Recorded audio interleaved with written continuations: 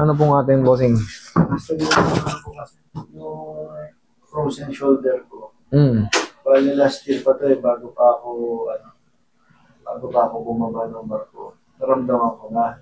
Ano yung last year? Mga November, October, January, July, ano? Anong month? Kasi may duration yan eh. Kung lagpas ka na ng 8 months, mas kayang-kaya mo na. Pero pagka yan ay Parang nagpasal siya ng nagbasa na, ay mas maganda. Eh, kung last year, baka mga November ka lang. November, October.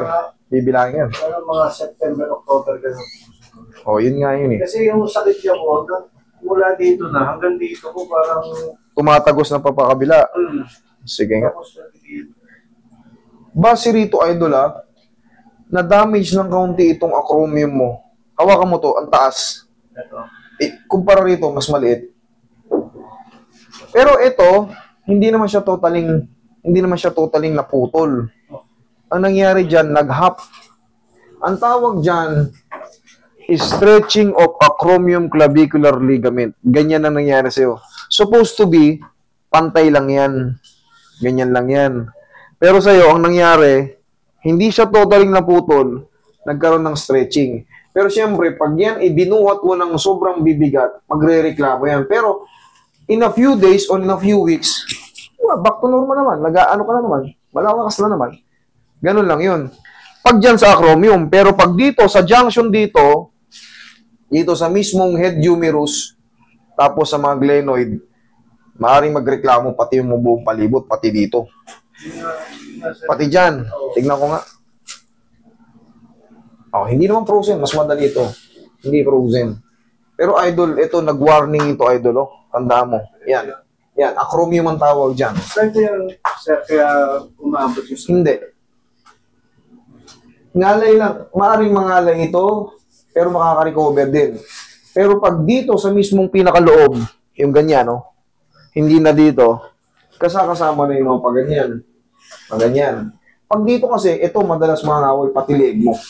Pag dito yan, yung mga part na yan. Yung strap na yan.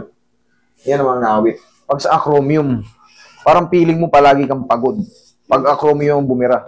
Pero pag dito nga, sa mismong junction sa kilikili, ayan. Yun, ganun po eh. Ayan, sa loob yan. Kaya, pati dito, kaya minsan kala ko nga, pati puso ko. Pero kasi kaliwa eh.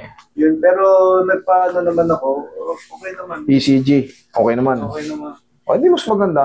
Malamang, dyan lang yan. Sa mga, nangyayari talaga yun, yung mga masakit na balikat sa pagtatrabaho.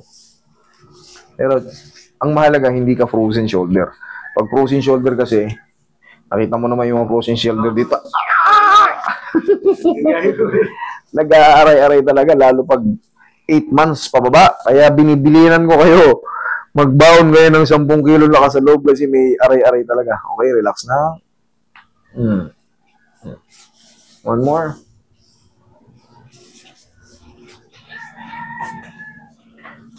Pero sa ito, wala ito. Mas madali ito. Relax lang.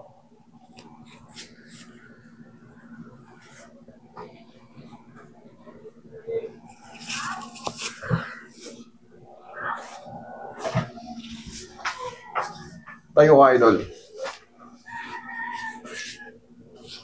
Shoot mo. Yan. Huwag mo lalabanan ha. Lambutan mo lang. Relax ka lang. Iyon. Thank you.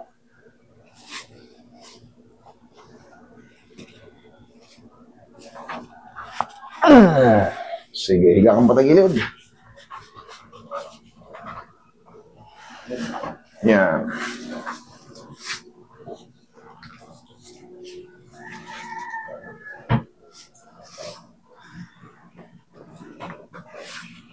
Kabilang side.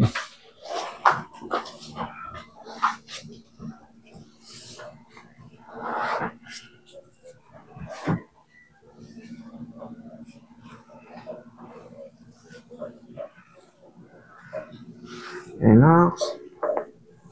Okay, dapa.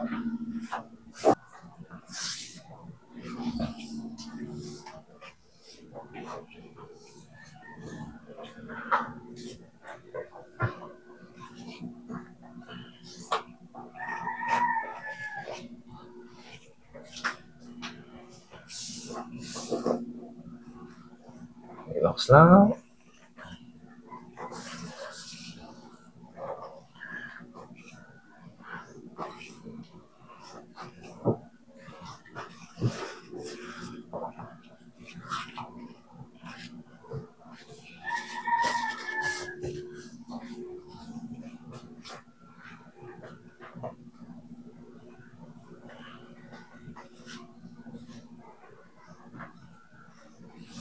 Hoy, sige. Diyan ka lang, sir, ah. Something about you.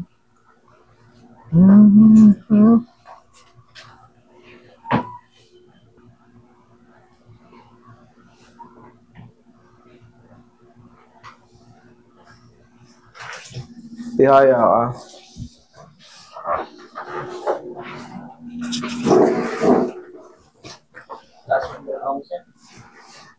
Okay. Yan, lagay sa tiyan yung kamay.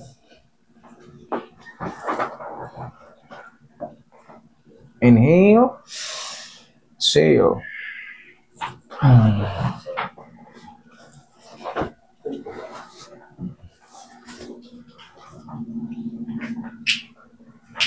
Sige po.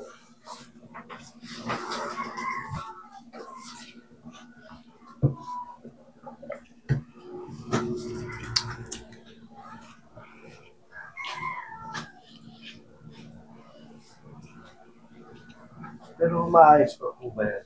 Yes, bakit hindi? Ito, pansamantala, huwag mo muna itong ibuhat ng mabigat. Kahit mga 1 linggo lang. O kahit mga 3 to 4 days lang eh.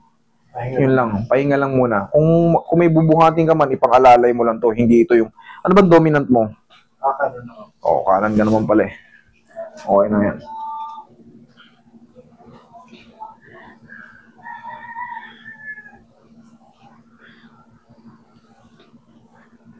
Overbuhat lang yan. Overpihit. Pero wala namang pilay, idol. Hindi siya frozen. Hindi siya frozen. Pag ginanon ko siya, ito, dito may sakit siya. Ngayon. Wala. Sabi ko sa'yo, ngayon, idol, meron pa yung konting-konti lang, pero siyempre, in a few days, magre-relax pa yan eh. Kaya nga sabi ko sa'yo, kahit ipahinga mo lang doon ng 3 to 4 days, huwag mo na muna ibuhat. Dire-diretso na yan. Nagulat ka, no? Buwan, isasagad ko na. Kanina ayaw eh. O, di ba? Ganun lang yun. Mas madali nga itong ayusin. Sundan mo lang muna ako. Huwag mo munang ipuwersa yan. Kasi syempre, hindi natin alam yung trabaho mo sa barko. Lahat, mabibigat. Ihit-ihit ka ron. Ngayon, okay na yan. Ipahinga mo lang. Yung konting-konti na yan, habang lumilipas ang mga araw, healing process na yan. Okay? Pati yung muscle dito. O, check mo. Check mo. Kasi kahit wala akong ginagawa, sir, nararamdaman. Ngayon, tingnan mo ngayon. Ngayon, nagulat ka. O, di, wala na. Okay. O, sige. Thank you. Maraming salamat. O, huwag lang maliligo, tol. Ha? Huwag mo na.